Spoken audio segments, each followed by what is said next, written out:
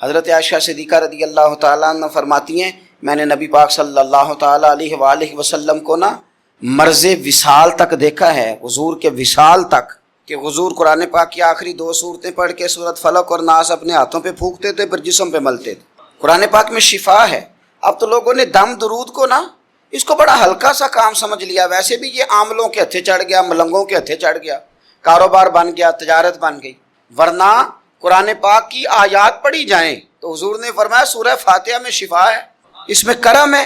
یہ چیزیں جو بڑی ہمارے لیے سود مند تھی، فائدہ مند تھی، ہم چھوڑ گئے۔ ایک بڑی خوبصورت حدیث ہے، سنیے گا۔ حضرت ابو سعید خدری رضی اللہ تعالیٰ عنہ حدیث کے راوی ہیں، بخاری میں موجود ہے۔ ارشاد فرماتے ہیں کہ ہم ایک سفر پہ تھے، واپس آ رہے تھے، ایک جگہ رات کو قیام کیا، سونا تھا، بستی تھی، بستی کے لوگوں نے نہ کھانا پوچھا نہ پانی پوچھا، کوئی ضیافت نہیں کی۔ آدھی رات کا وقت آیا تو ایک بندہ دوڑا دوڑا آیا، کہنے لگا ہمارے سردار کو بچھو نے کاٹ لیا ہے، تم میں سے کوئی بندہ دم درود کر لیتا ہے؟ تو ایک صحابی کہنے لگے کر تو لیتے ہیں، پر تم نے چونکہ ہمیں کھانا پانی تک نہیں پوچھا، تم اگر دم کراؤ گے تو مفت نہیں کریں گے، بخاری پڑھ رہا ہوں، پیسے لگیں گے۔ کتنے پیسے؟ بکریوں کا ایک ریوڑ پورا۔ شارحین نے لکھا 40 بکریاں، کنے دما دیاں؟ اور بھائی اس سے کوئی بندہ جواز نہ لے کہ پیسے لینے جائز ہیں، اس سے جواز نہ حاصل کرے۔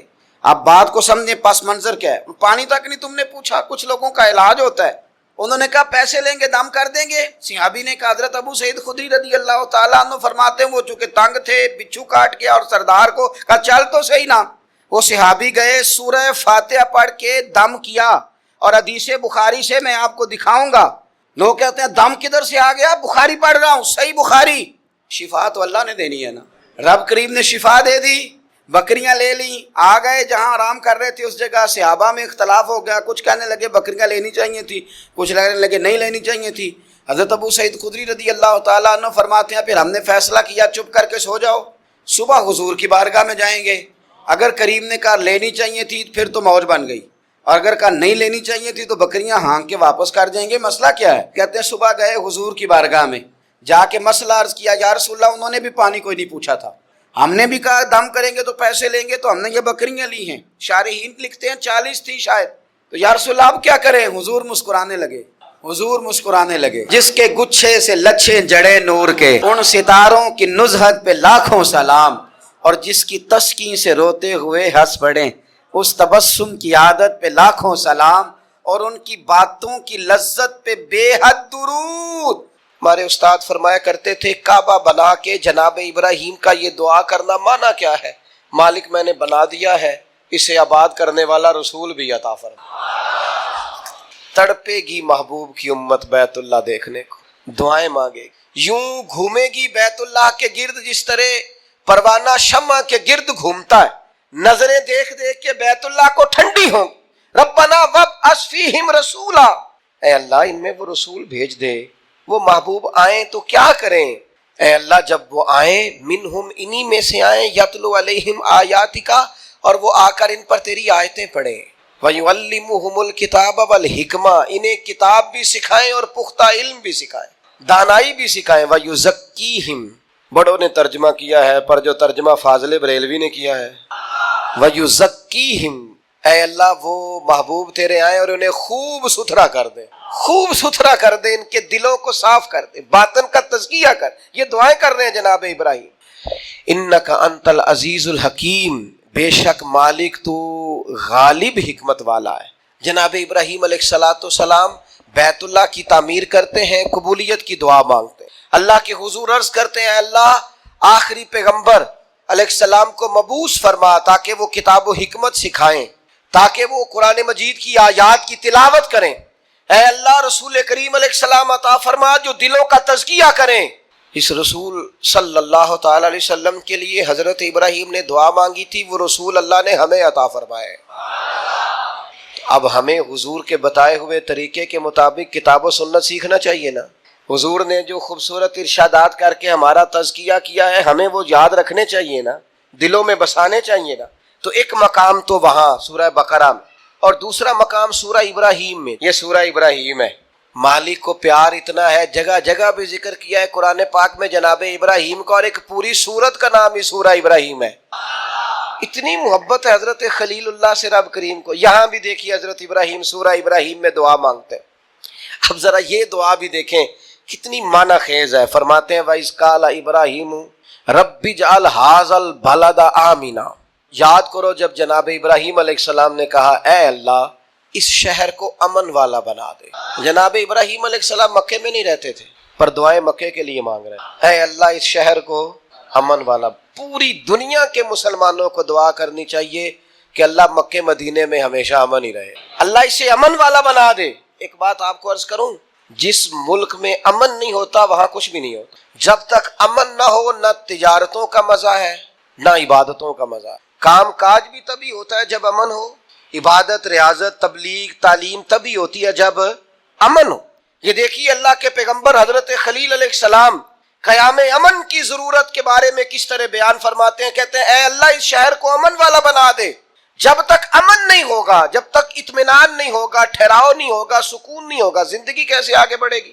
اس لیے پوری دنیا کے مسلمانوں کو مل کے کوشش کرنی چاہیے کہ ہر مسلمان ملک کے اندر امن رہے. ہمیں کوشش کرنی چاہیے ہمارے شہروں میں علاقوں میں امن رہے. ڈھیر سارے لوگ ہیں جن کو امن پسند نہیں ہوتا, بدامنی پیدا کرتے ہیں. آپ اپنے ارد گرد دیکھ لیں, یہ غیبتیں کرنے والے, چغلیاں کرنے والے, ایک دوسرے کے بارے میں سازشیں کرنے والے, شرارتیں کرنے والے, یہ سارے بدامنی پھیلانا چاہتے ہیں. اور جناب ابراہیم کیا کہتے ہیں وَإِذْ قَالَ إِبْرَاهِيمُ رَبِّ اجْعَلْ هَٰذَا الْبَلَدَ آمِنًا. حضرت ابراہیم علیہ السلام نے عرض کیا اللہ اس شہر کو امن والا بنا دے. وَاجْنُبْنِي وَبَنِيَّ أَن نَّعْبُدَ الْأَصْنَامَ. اللہ مجھے اور میرے بیٹوں کو بتوں کے پوجنے سے بچا لے. دنیا میں وہ بندہ بچ گیا جس کا عقیدہ محفوظ ہو گیا. سب سے زیادہ قیمتی خزانہ اس بندے کے پاس ہے جس کی اولاد کے عقیدے ٹھیک ہے, جو اسلام پر پختہ ہے. آج ملحد آ گئے ہیں, ملحد بے دین جو ذہنوں میں سوال چھوڑتے ہیں معاذ اللہ, ہماری نئی نسل کو گمراہ کرنا چاہتے ہیں, دین سے دور کرنا چاہتے ہیں. اپنے بچوں کے قریب بیٹھا کرو, ان کی باتیں سنا کرو, ان کی سوچیں دیکھا کرو. تھوڑے دن پہلے ایک بچہ مجھے پوسٹ دکھانے لگا, کہنے لگا یہ دیکھیں ایک بندے نے پوسٹ کی ہے کروڑوں اربوں روپیہ تم جانوروں کو قربان کرنے پہ لگا دیتے ہو, یہ غریبوں کو دے دو, لوگوں کے گھر بن جائیں, بچیوں کی شادیاں ہو جائیں. پتہ نہیں لوگوں کو ہر دینی کام پہ غریب کیوں یاد آ جاتے ہیں. میں نے انہیں کہا میں دیہاتی آدمی ہوں, ہمارے ڈیرے کے ساتھ ایک ڈیرا ہوتا تھا, چاچا جی بشیر صاحب نے نا ہر سال وہ بیل پالتے تھے بیچنے کے لیے, غریب آدمی, اور کہا کرتا تھا اس دفعہ میرے جانور بڑے اچھے ہیں, یہ صحیح بک گئے تو 2 بیٹیوں کی شادی کروں گا. پال کر بیچنے والے بھی غریب کم ہیں, جو کاروبار کرتے ہیں بڑے فارم بناتے ہیں, پال کر بیچنے والے بھی غریب. اور جو کسائی ذبح کرتے ہیں وہ کون ہوتے ہیں؟ او میرا سارے انو بڑا گوشت باندھے کہندے ڈاکٹر ڈکیا ہے, وہ تو کھائیں گے مرغی یا بکرا, جننے ویڑے پل دے جے ماڑے ہی کھانے نے. اس لیے یہ جو روغن خیال ہے نا, کہتے ہیں قربانی نہ کرو غریبوں کو دے دو, ان کو فکر نہ کرو, یہ غریبہ ہی کھانی ہے ساری. امیرہ نو تے بند دے سارے انو, جس سے پوچھو کہتے ہیں میں نے ڈاکٹر نے بند کیتا ہے, تو بھائی غریبوں کا کھلا ہے اللہ کے فضل, وہ انشاءاللہ کھائیں گے, بلکہ ان کے لیے صحیح کر کے کھلتا ہی بڑی عید والے دن ہے. تو آپ ان کا بھی بند کرنا چاہتے ہیں. اس لیے حضرت ابراہیم کی یہ دعا کہ یا اللہ بتوں سے ہمیں بچا, ہماری اولادوں کو بچا, وہ تو بچے ہوئے تھے. یہ دعا ہی ہماری تعلیم کے لیے, بچوں کی نگرانی کرو, ان کا خیال رکھو, یہ کسی بے دین بد عقیدہ کے پاس نہ جائیں. ان کی زبانوں پہ جب بھی نام آئے یا خدا کا ذکر کریں یا مدینے والے پہ درود و سلام پڑھیں. یہ کبھی جناب ابو بکر کی بات کریں, یہ کبھی عمر کی بات کریں, یہ کبھی سیدنا عثمان کی کریں, یہ کبھی مولا علی کی کریں, یہ بار بار کہیں کیا بات رضا اس شمنستان کرم کی, زہرا ہے کلی جس میں حسن اور حسین پھول. بار بار بات کریں حضور کی اولاد. تو عزیز بھائی حضرت ابراہیم نے دعا مانگی, یا اللہ مجھے بھی اور میری اولاد کو بھی بتوں سے بچا, برے لوگوں سے بچا, گندے عقیدے والوں سے بچا. پھر فرمایا ربی انہن اضللن کثیرا من الناس. یہ دیکھو بتوں کی بات ہو رہی ہے, لوگ کہتے ہیں فلاں کے پیچھے بڑے لگ گئے. حضرت ابراہیم تو کہہ رہے ہیں اللہ ان بتوں نے بڑے لوگوں کو گمراہ کر دیا. گمراہی ویسے ہی جلدی دل کے اندر جگہ پکڑتی ہے, شیطانی باتیں ویسے ہی جلدی سمجھ میں آتی ہیں لوگوں. ڈھیر سارے ربی انہن اضللن کثیرا من الناس, اے اللہ ان بتوں نے ایک بہت بڑی جماعت کو گمراہ کر دیا. تو جو بولتے نہیں تھے باطل, جو باطل بولتے نہیں تھے انہوں نے بڑے گمراہ کیے, تو جو بولنے والے ہیں وہ دیکھیں کتنوں کو گمراہ کریں گے. اس لیے حضرت اقبال بولے، کہنے لگے یہ دور بھی اپنے ابراہیم کی تلاش میں ہے، یہ دور اپنے ابراہیم کی تلاش میں ہے، صنم کدا ہے جہاں لا الہ الا اللہ، اور فرماتے ہیں بہار ہو کہ خزاں لا الہ الا اللہ، اگرچہ بت ہیں جماعت کی آستینوں پہ پر مجھے ہے حکم ازاں لا الہ الا اللہ۔ ہم یہ گواہی دیتے رہیں گے اللہ کی توحید۔ کثیر لوگوں کو انہوں نے گمراہ کر دیا۔ ایک اور ذرا انوکھا انداز دیکھیے جناب ابراہیم کا، فرماتے ہیں فمن تابعنی فانہ منی، یا اللہ جو میری پیروی کرے وہ تو میرا ہے، تو اے کلیم جو آپ کی پیروی نہ کرے۔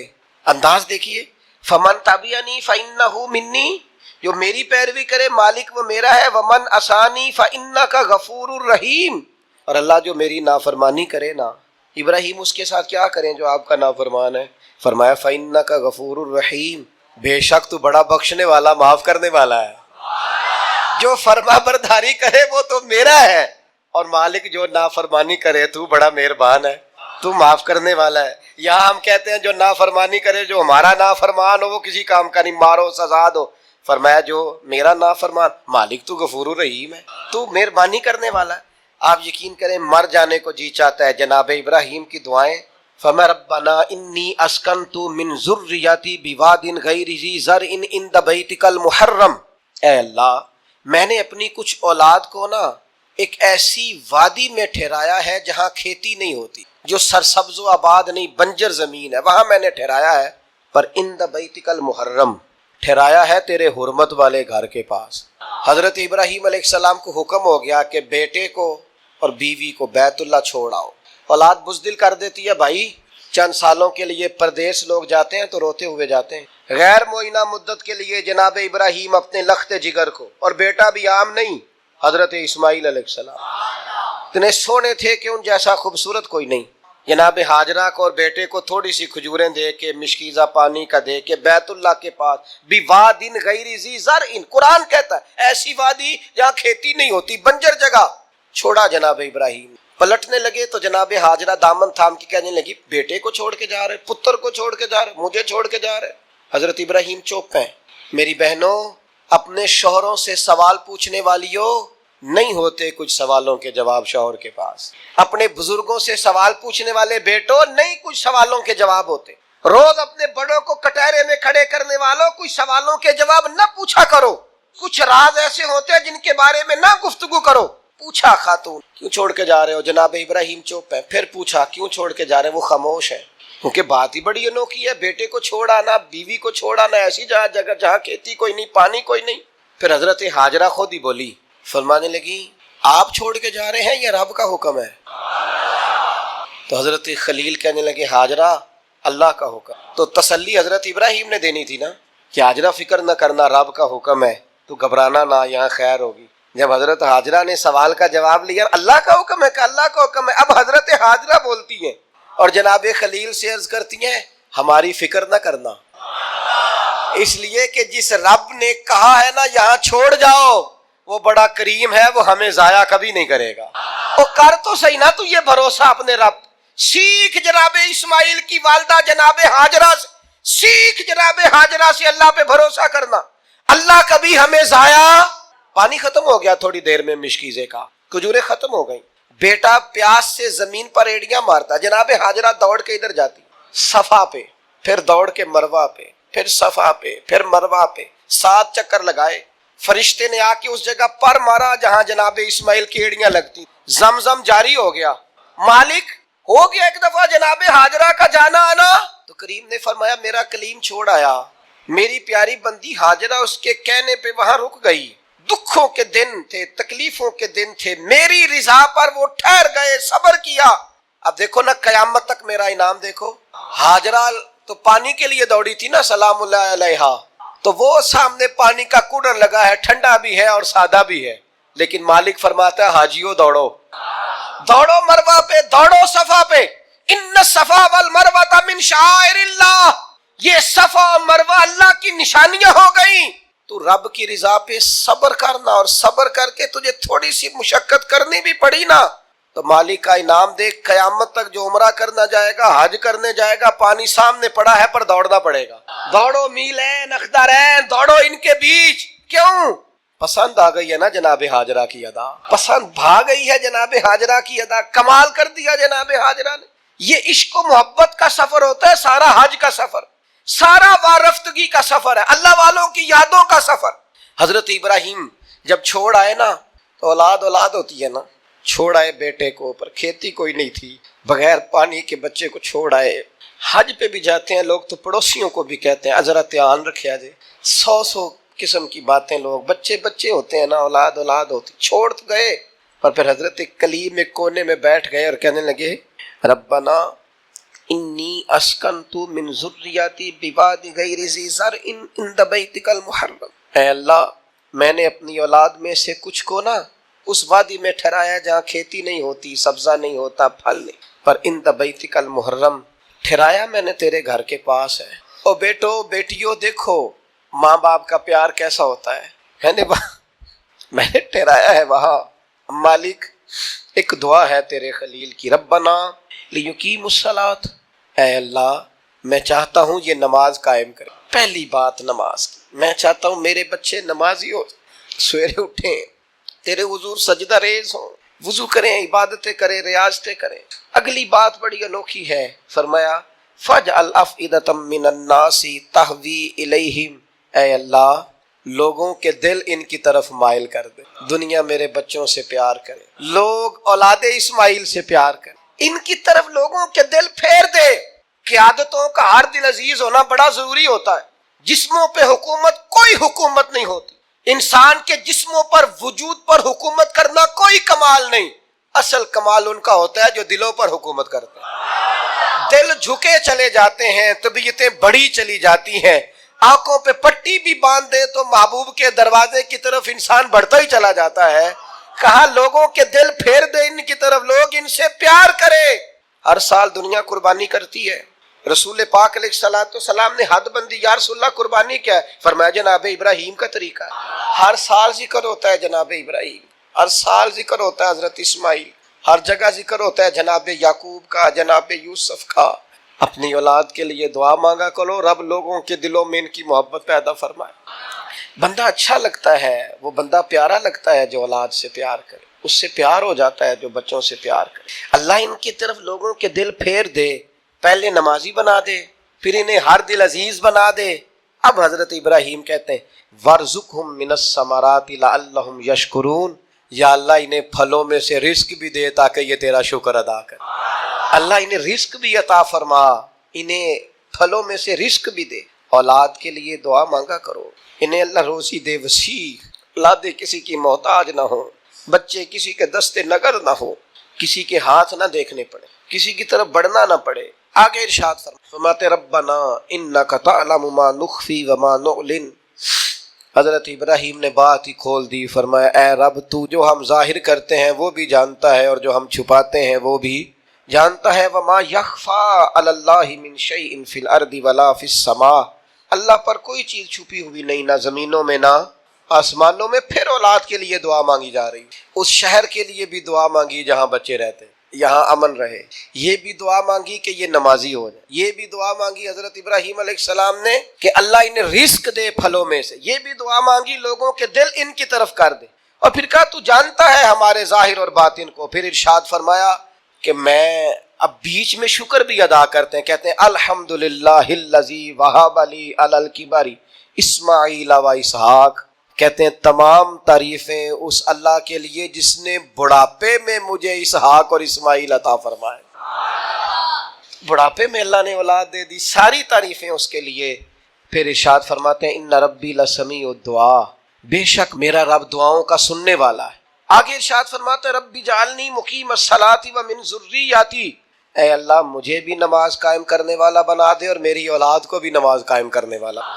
کیا ہی مزہ ہے اگر باپ بیٹا ایک صف میں کھڑے ہو کے نماز پڑھے. کیا ہی لطف آئے اگر باپ بیٹا کٹھے احرام باندھ کے طواف کرے. کیا مزہ ہی آ جائے اگر کبھی باپ بیٹا بیٹیاں اہل خانہ سارے کٹھے حضور کی بارگاہ میں حاضر. کیا نرالا انداز. مجھے بھی نمازی بنا دے اور میری. ربنا وتقبل دعا. یا اللہ ہماری اس دعا کو قبول فرما لے.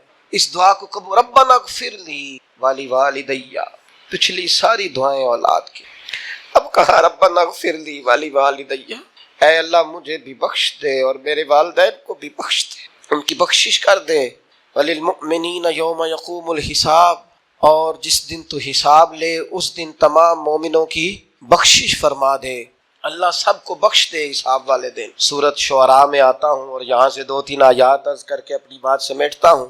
اللہ تعالیٰ نے اس صورت میں جناب ابراہیم کی اور دعاؤں کا ذکر فرمایا۔ فرمایا حضرت ابراہیم نے دعا مانگی، ربی حب لی حکما والحقنی بالصالحین، اے اللہ مجھے علم و عمل عطا فرما اور مجھے نیک لوگوں سے ملاقات کرا، علم و عمل دے اور جو صالحین ہیں ان سے ملا۔ بڑا خوش نصیب ہوتا ہے وہ شخص جسے علم بھی ملے، عمل بھی ملے اور پھر صالحین کی صحبت بھی ملے، نیک لوگوں کی جسے سنگت نصیب۔ اچھے لوگوں کے پاس، وہ گلی میں کچھ سنگترے بیچ رہا تھا نا، تو درویش اندر بیٹھے تھے تو آواز لگا رہا تھا، اچھے سنگترے، اچھے سنگترے، اچھے سنگترے، تو بابا جی کو اندر ہی وجد ہو گیا۔ کسی نے کہا یہ کیا ہوا؟ فرمانے لگے وہ کہہ رہا ہے جنہاں دے سنگ چنگے سانو ترے، اچھے سنگ ترے، جنہاں دے سنگ اچھے سانو ترے۔ جناب ابراہیم کی دعا دیکھو، فرماتے ربی حبلی حکمم والحقنی بالصالحین، اے اللہ حکم عطا فرما، مانا مفسرین نے کیا علم و عمل عطا فرما، اور اے اللہ مجھے ان سے ملا دے جو صالح لوگ ہیں۔ یہ دعا مانگتے ہیں۔ پھر کہتے ہیں اے اللہ جو لوگ میرے بعد آئیں نا ان میں میری سچی ناموری رکھنا، اے اللہ بعد والے پچھلے ہمارا ذکر کریں تو ذرا اچھے لفظوں کے ساتھ کریں، ہمارے بعد ہمارا ذکر ہو تو خیر کے ساتھ ہو۔ ہماری تعلیم کے لیے جناب ابراہیم دعا کرتے ہیں، فرماتے ہیں کہ پیچھے اس طرح کا چھوڑ کے جانا کہ تمہیں خیر کے ساتھ یاد کیا جائے، یعنی تم کہیں بیٹھو تو لوگ کہیں کیا بات ہے، اور اٹھ کے جائیں تو لوگ کہیں کیا بات ہے۔ لوگوں کے بیچ ہماری اچھی ناموری ہو، جناب ابراہیم دعا مانگتے ہیں۔ جناب ابراہیم کہتے ہیں وَجَعَلْنِي مِن وَرَثَةِ جَنَّةِ النَّعِيمِ، یا اللہ ان لوگوں میں سے کر دے جو جنت نعیم کے وارث ہیں، ہمارے تعلق بنا پر جنتیوں سے بنا، ہمیں ان سے جوڑ دے جو چنگیاں دے لڑ لگی ساں تے چولی چ پھول پئے، تو ایک دن پیڑیاں نال میں رل گئی تے میرے اگلے بھی ڈول گئے۔ کہا اے اللہ ان میں سے کر دے جو جنت نعیم کے وارث ہیں، اور فرمایا ولا تخزنی یوم یبعثون، یا اللہ اس دن رسوا نہ کرنا جس دن لوگ قبروں سے اٹھائے جائیں۔ اللہ دنیا میں پردہ رکھا ہے تو قیامت میں بھی۔ میں آپ کو ایک راز کی بات بتاؤں، مومنوں کا پردہ رہ جانا ہے قیامت۔ عقیدہ ٹھیک رکھیں، اللہ سے ڈرتے رہیں، توبہ کرتے رہیں، گناہوں سے بچنے کی کوشش کرتے رہیں، لیکن پردہ انشاءاللہ۔ اور بھی بڑی جگہوں پہ حدیث ہے، پر قاضی ثناء اللہ صاحب پانی پتی رحمۃ اللہ علیہ نے جو لکھی ہے انوکھی لکھی ہے۔ کہتے ہیں حضرت عبداللہ ابن عمر کو لوگوں نے کھڑا کر کے پوچھا تھا وہ آپ کے کان میں حضور نے کیا بتایا تھا، کان میں نبی کریم علیہ السلام نے کیا بات کی تھی؟ تو جناب عبداللہ ابن عمر فرمانے لگے نبی کریم علیہ السلام نے مجھ سے فرمایا تھا اللہ قیامت کے دن بندے کو اپنے قریب کر کے پوچھے گا وہ فلاں فلاں فلاں فلاں گناہ کیا تھا، تو بندہ کہے گا مالک ہو گیا، اور بندہ ڈر رہا ہوگا مالک ہو گیا، تو اللہ فرمائے گا دنیا میں نے تیرا پردہ رکھا تھا، آج تجھے معاف کر رہا ہوں، پردہ رکھا تھا معاف کر رہا ہوں۔ حضرت ابراہیم کہتے ہیں یا اللہ جب قبروں سے اٹھائے جائیں تو رسوا نہ کرنا، امید ہے، کرم کی امید ہے، اس کی رحمت پر امید ہے۔ یوم نحشر المتقین الی الرحمن وفدا، اللہ کہتا ہے جب متقی قبروں سے اٹھائے جائیں گے تو رحمان کی بارگاہ میں مہمان بنا کر پیش، امید ہے کرم ہی ہوگا۔ گناہگار تو بڑے ہیں پر امید ہے رحمت پر، اور کبھی امید ہے رحمت پر کہ جس نے یہاں عزت دی ہے وہاں بھی کرم ہی فرمائے گا، فضل ہی فرمائے گا۔ ایک بات آپ کی خدمت میں عرض کرنی ہے، آپ نے اس کو ضرور ذہن میں رکھنا ہے۔ ترمذی میں حدیث ہے، نبی پاک علیہ السلام نے فرمایا یہ جو ذی الحج کے پہلے 10 دن ہے نا، جتنی اللہ تعالیٰ ان 10 دنوں میں عبادت پسند کرتا ہے کسی اور دن میں نہیں کرتا۔ لیکن کچھ لوگ حج پہ چلے گئے، سعادت مل گئی، جن کے نصیب چمکے، اور جو یہاں بھی ہیں انہیں بھی لگایا ہوا ہے قربانیاں خریدو، قربانیاں کرو، اللہ کی راہ میں بانٹو۔ یہ عبادت کے دن ہے، کوشش کریں زیادہ سے زیادہ وقت استغفار میں گزرے۔ اور ایک حدیث میں نبی پاک نے وظیفہ بھی بتایا، فرمایا ایک تو پڑھو لا الہ الا اللہ، اللہ اکبر اور الحمدللہ، ان 10 دنوں میں یہ وظیفہ کثرت سے پڑھیں۔ یہ بڑی قبولیت والے دن ہیں، بڑے رحمت والے دن ہیں، بڑی عطاؤں والے دن۔ پوچھنا نہیں کسی بندے سے بھی کہ قربانی لی ہے کہ نہیں، کسی سے نہیں پوچھنا۔ کسی سے سوال نہیں کرنا کہ قربانی کا اس دفعہ کیا پروگرام، قطعاً نہیں۔ سفید پوش آدمی کے لیے مسئلہ بن جاتا ہے وضاحت دینا۔ جب اللہ تعالیٰ نے سب پر فرض نہیں کی تو ہم کیوں تفتیش کرتے پھرے؟ ایک تو سوال نہیں کرنا، دوسرا خود سے دیکھ لیں کس نے خرید لیا کس نے نہیں خریدی۔ انہوں نے نہیں خریدی ان کی لسٹیں بنائیں، لائنیں لگا کے گوشت نہیں بانٹنا، کوشش کرنی ہے دروازے تک دے کے آئیں۔ کریم کا کرم ہم تک پہنچائے تو دروازے تک پہنچائے۔